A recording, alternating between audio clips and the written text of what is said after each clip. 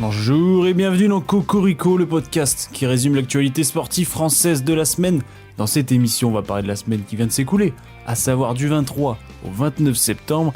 Alors, il y avait pas mal d'événements cette semaine entre le rugby, la MotoGP, le football, le retour de Félix Lebrun.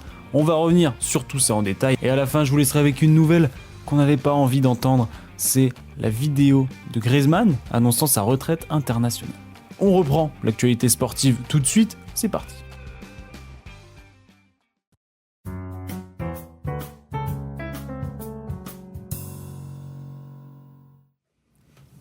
En Ligue 1, Paris s'est imposé 3-1 contre Rennes, victoire de Monaco 2-1 contre Montpellier, 3-0 de Lille au Havre. Semaine parfaite pour Lyon qui s'impose 2-1 à Toulouse, Marseille perd 1-0 à Strasbourg ou encore le 0-0 entre Nice et Lens. Au classement, Paris et Monaco sont à 16 points et Marseille 3e à 13 points.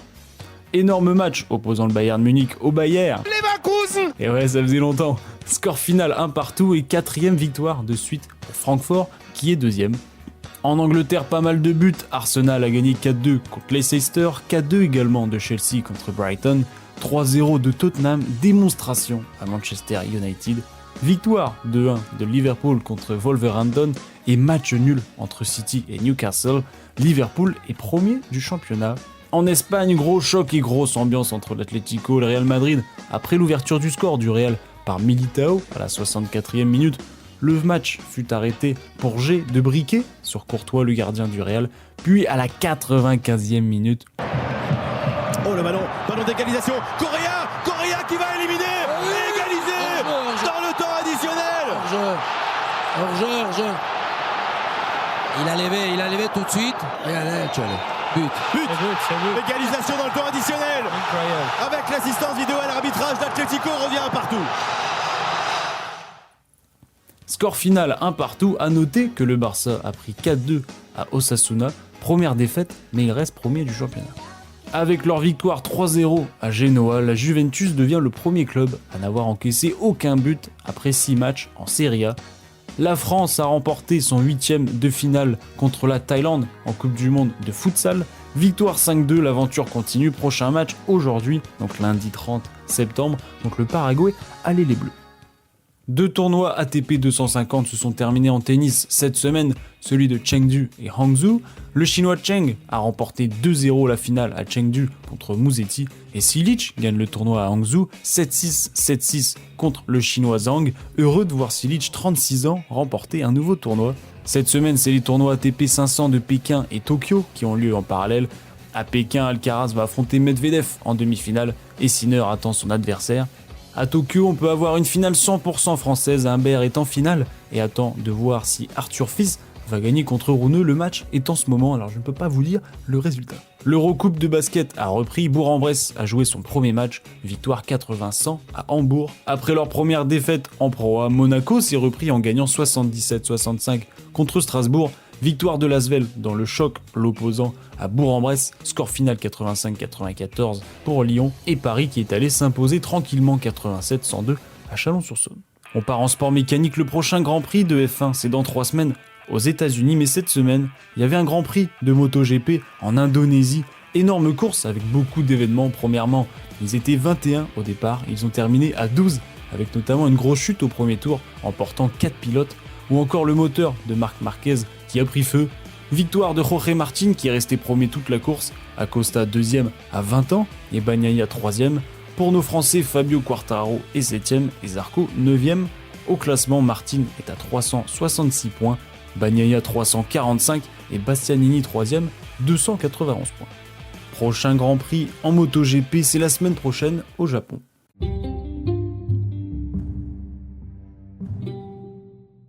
Ce samedi, c'était l'UFC Paris en MMA avec en main event Benoît Saint-Denis qui a combattu le Brésilien Renato Moicano. BSD s'est totalement fait dépasser au premier round. Il a été amené au sol très vite et a pris énormément de coups à la tête et a saigné rapidement. Le deuxième round était un peu plus serré, même si le Brésilien avait toujours un avantage. BSD était tout de même en état de combattre, malgré le visage déformé. Avant le troisième round qui commence, le docteur est entré dans la cage pour tester les aptitudes visuelles de BSD et a décidé de terminer le combat. Quand on voit le visage de Benoît, c'était la bonne décision à prendre. Deuxième défaite de suite pour le Français qui, cette fois, était le main event d'un événement UFC. On l'aime, on espère qu'il reviendra mieux préparé la prochaine fois. C'était sûrement la rencontre à suivre ce week-end, tous sports confondus. Le Stade Toulousain contre Bordeaux en rugby, premier contre deuxième du top 14. Après 7-13 à la mi-temps pour Bordeaux, Toulouse inscrit un essai à la 70e, non transformé. Le score évolue donc à 12-13 pour Bordeaux. Bordeaux intelligemment inscrit une pénalité de 55 mètres, 12-16 pour Bordeaux.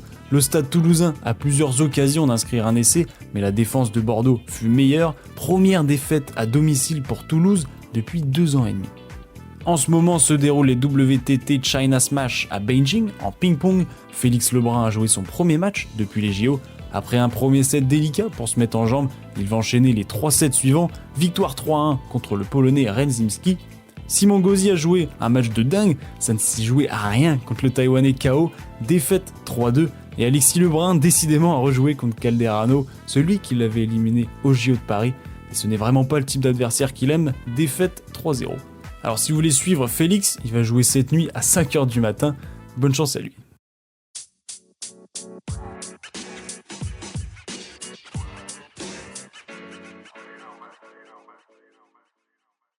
Tadej Pogačar est champion du monde de cyclisme sur route en ayant remporté la course de 274 km ce dimanche en Suisse.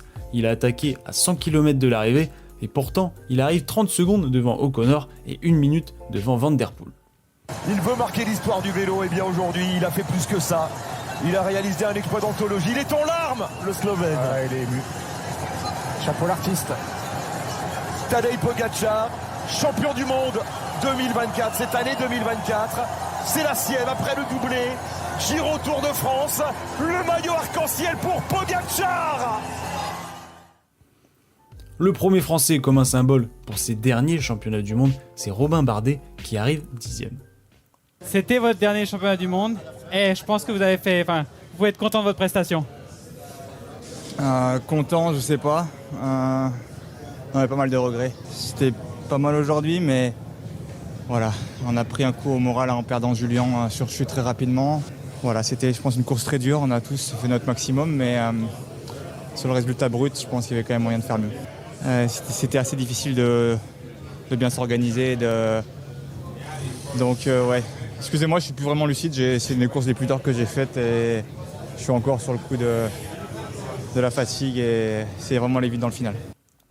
Pogačar en 2024, c'est le Giro, le Tour de France et maintenant le titre de champion du monde. Il est incroyable. Comme l'a dit Romain, Julien Alaphilippe s'est déboîté l'épaule dû à une chute. Il a dû abandonner au bout de 50 km. Cocorico avec Paul Sexas qui est champion du monde junior de contre-la-montre. Il a notamment remporté cette année les championnats de France de contre-la-montre. Bien joué à lui. Le Tour d'Eure-et-Loire a eu lieu ce week-end et même si c'est une compétition niche en France, Cocorico avec Antoine Lotte qui remporte ce tour. A noter que le top 5 est entièrement français. On termine avec le handball, grosse victoire du PSG en Ligue des Champions, 23-24 à Plock en Pologne. Et l'autre club français a quant à lui perdu d'1 point. Nantes s'est incliné 33-32 à Pixveged en Hongrie. On termine avec la meilleure partie, les infos rapides. J'avais bien apprécié suivre la fin de saison de la Ligue Magnus, la Ligue française de hockey sur glace. Alors n'hésitez pas à vous y intéresser, la 5e journée s'est terminée ce week-end. L'Euroleague de basket va reprendre cette semaine. Exclu d'aujourd'hui par une vidéo envoyée sur les réseaux sociaux, Antoine Griezmann annonce la fin de sa carrière internationale. L'homme le plus important de la décennie pour l'équipe de France de football arrête après 137 sélections, 44 buts et 28 passes D. Aujourd'hui, c'est avec une profonde émotion que je vous annonce ma retraite en tant que joueur de l'équipe de France. Après 10 années incroyables, marquées par des défis, des succès et des moments inoubliables, il est temps pour moi de tourner une page et de laisser place à la nouvelle génération. Vous pouvez retrouver la vidéo complète sur son Twitter et son Instagram.